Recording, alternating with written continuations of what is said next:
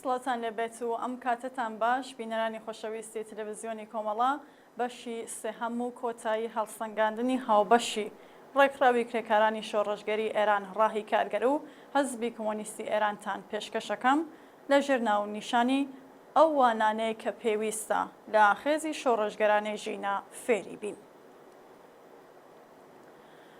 دەهەم، هیچ هێزێکی دەرەکی لایەنگری بەهێزبوونی خەڵکی ئێران نییە. ئەمە یەکێک لە وانەکانی تری ئاخێزی شۆڕژگەرانەی ژینایە. لە سەرەتای ئاخێزی شۆڕژگەرانەی ژن ژیان ئازادیدا کە باوەڕ بە ئاڵوگۆڕی خێرای دەسەڵات و گرتنەدەستی کۆنتڕۆڵی دەسەڵات لەلایەن هێزەکانی وابەستە بە زلهێزە بیانیەکانەوە وەک بۆچوونێکی زاڵ نیشان دەدرا، ئەو بڕوایە هەبوو کە گۆیە بەشێک لە زلهێزە دەرەکیەکان لایەنگری گۆڕینی ڕژیم لە ئێراندان و هەوڵ دەدەن پشتیوانی لە بەدەسەڵات گەیاندنی ئەو هێزانە بکەن کە بە ئاراستەی بەرژەوەندیەکانی ئەوان کار دەکەن.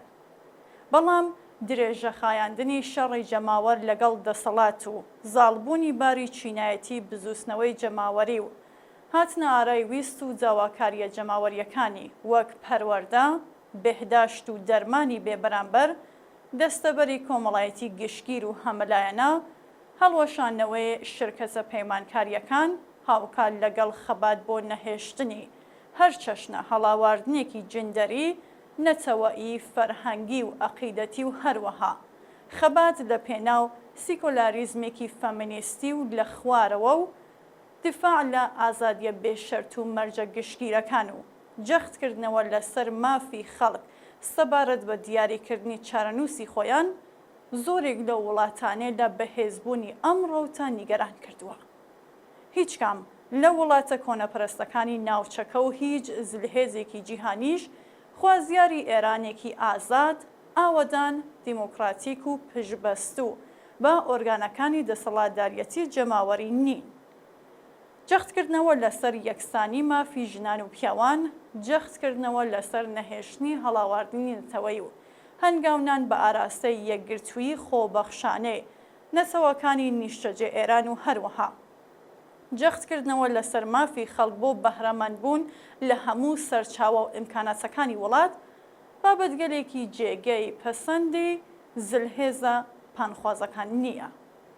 ئێستا خەڵکی ئێران باشتر لەوە تێگەیشتون کە زلهێزە دەرەکیەکان بۆچی بە کودتا دەستکەوتەکانی شۆڕشی مەشروعەتەیان تێکشکاند و لە ڕێگەی کودتاوە کۆتاییان بە دەوڵەتی دکتۆر مۆسەددق هێنا و یان بۆچی لە سەردەمی شۆڕشی شکۆزاری ڕێبەندانی ساڵی 1357دا بە هەموو توانایانەوە پشتیوانیان لە بەهێزبوون و بەدەسەڵات گەیشتنی فاشیزمی ئاینی لە ئێراندا کرد.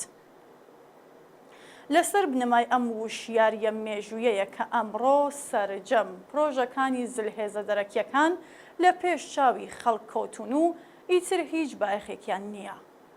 ئەم بزوسنەوەیە توانیویەتی سەرجەم ئەو هێز و لایەنە خاوەن ئەڵتەرناتیڤانە ساختە و جیا لە هێزی جەماوەر و بێناوەڕۆکانەی کە خۆیان بە زلهێزە جیهانیەکانەوە هەڵواسیوە لە جێگای خۆیان دابنیشننەوە. ئێستا قورسایی خەباتی جەماوەر لە نێوخۆی وڵاتدایە و لەسەر ڕێکخراوبوونی ڕێبەرانی سروشتی خۆی لە ناو تێکۆشەرانی ناوخۆ بە شێوەیەکی تایبەتی جەخت دەکاتەوە. لێرەدا پێویستە جەخت لەوە بکەینەوە کە هەندێک لە ڕەوتەکان لەسەر ئاستی نێونەتەوەیدا هاوسۆزیان لەگەڵ ئاخێزی شۆڕژگەرانەی ژینە دەربڕی کە بریتی بوون لە بزوسنەوە چەپ و فەمینیست و پێشکەوتنخوازەکان. ئەمە ڕەوتێکی ئومێدبەخشە کە درێژێ ئەم شەڕێ ئێستا لەگەڵ دەسەڵات و بەردەوامبوونی یارمەتی دەردەبێت بۆ بەهێزتربوون و پسەوکردنی ڕیزەکانی. 11.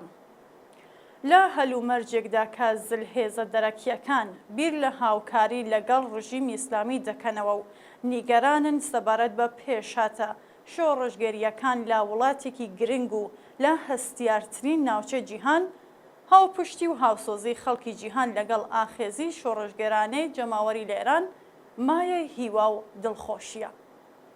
خەڵکی دیکەی ئەرێنی و جێگەی ستایشی ئاخێزی شۆڕژگەرانەی ژینە بریتیە لە ڕەنگدانەوە و دەنگدانەوەی جیهانی ئەو ئاخێزە. ئەم ئاخێزە شۆڕژگەرانەیە لە 2 ساڵی ڕابردوودا توانیویەتی دروشمی جوان و پڕ لە سۆزداری ژن ژیان ئازادی بە هەموو جیهاندا بڵاو بکاتەوە. سەرنج و هەستی هاوپشتی خەڵکی ئازادی خواز و دیموکرات و یەکسانی خوازی جیهان بەرەو لای خۆی ڕابکێشێ. دروشمی ژن ژیان ئازادی وەرگێڕدراوەتە سەر زمانەکانی دیکە و لە زۆرێک لە ناڕزایەتی و بزوستنەوە جەماوەریەکاندا دەوترێتەوە.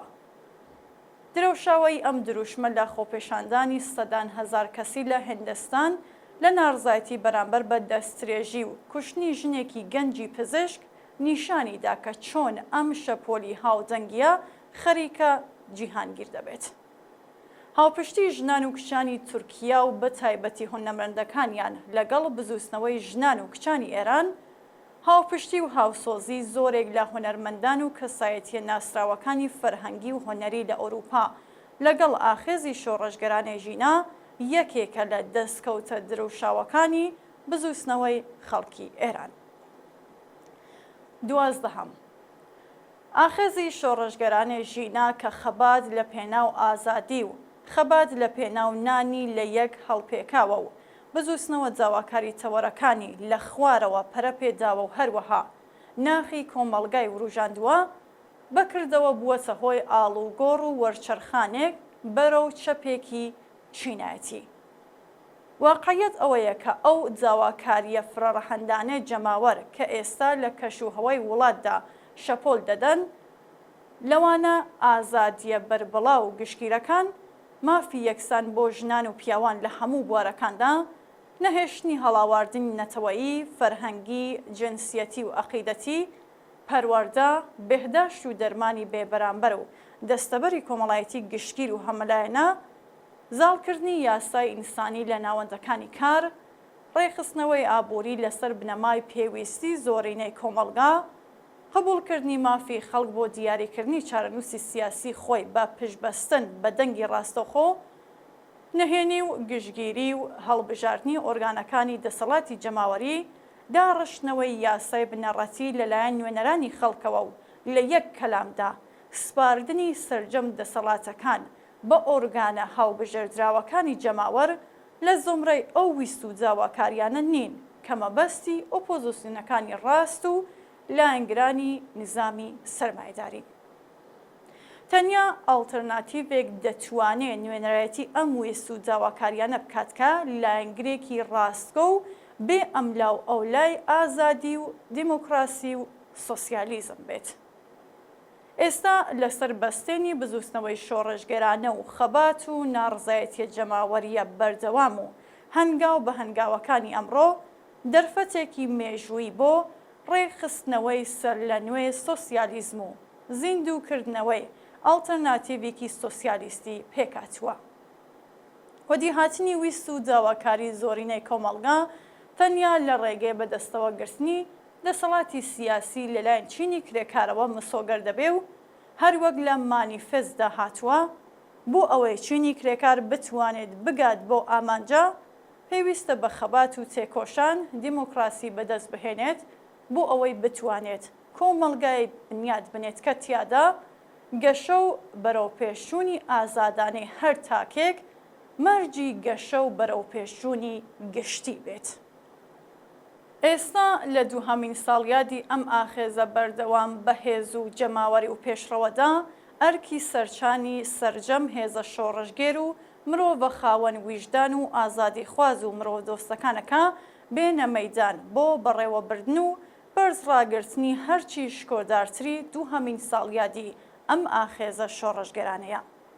سەرجەم هێز و لایەنەکانی دەرەوەی وڵات وەک زمان حاڵی دەنگی ئازادی و یەکسانی خوازانەی ئاخێزی شۆڕژگێرانەی ژن ژیان ئازادی دەتوانن هەموو ئیمکاناتێکی خۆیان لە پێناو گەیاندنی دەنگی جەماوەری خەڵکیێران بە بیر و ڕایگشتی جیهان بەکاربهێن و دیکتاتۆری فاشیستی ڕژیمی ستەمکار و خوێنڕێژی وڵایەتی فەقی لە هەر شار و وڵات و لە هەر گۆشەیەکی ئەم جیهانە ڕەسوا و شەرمەزار بکەن.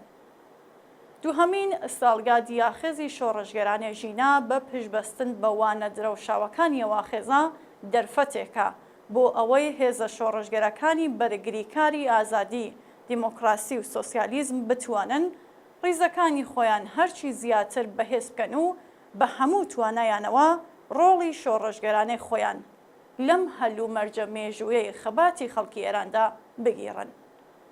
لە ماوەی 2 ساڵی ئاخێزی شۆڕژگەرانەی ژینادا خەباتەکانی ئەمڕۆی خەڵکی ئێران لە پێناو پێکهێنانی ئاڵتەرناتیڤێکی سیاسی بۆ بنیادنانی ئۆرگانەکانی دەسەڵاتی زۆرینەی جەماوەر کە لەلایەن زۆربەی هەرە زۆری کۆمەلگاوە پێکدێن شێوازێکی خێراتر و ئومێدبەخشی بەخۆیەوە گرتووە. بڕوخێ ڕژیمی کۆماری ئیسلامی سەرکەوتوو بێ شۆڕشی کۆمەڵانی خەڵکی ئێران بژی ئازادی، دیموکراسی و سۆسیالیزم. حەزبی کۆمۆنیستی ئێران و ڕێکخراوی کرێکارانی شۆڕژگەری ئێران ڕاهی کارگەر یەکشەمە 11 خەرمانانی 1403 1 سپتامبری 2024.